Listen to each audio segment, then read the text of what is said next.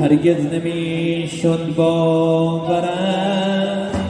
این برف میری بر سرم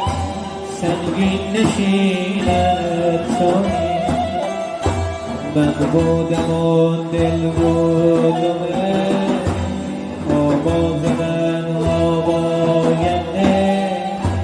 هر گوشه میزد تنی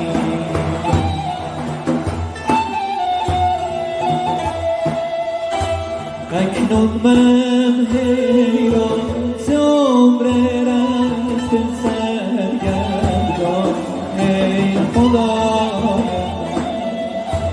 با این تن خسته هزاران ناله بنشسته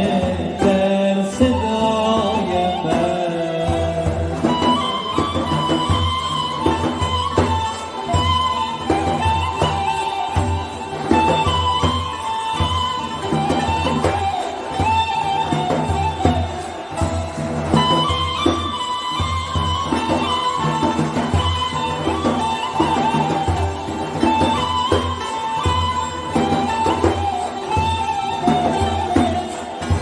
ای عشق آخر جان من رفتی کجا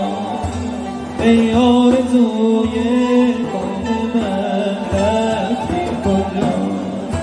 آن دوره آشفتگی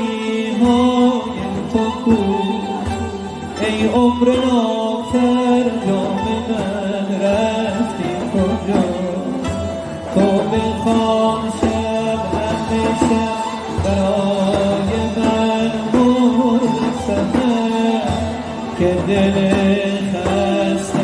من در آمد از سینه به در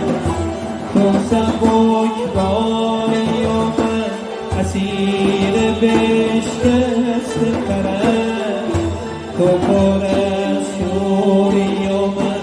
دارمی خسته ترم تو بخوان به گوش اهل جهان که خبر شود شتاب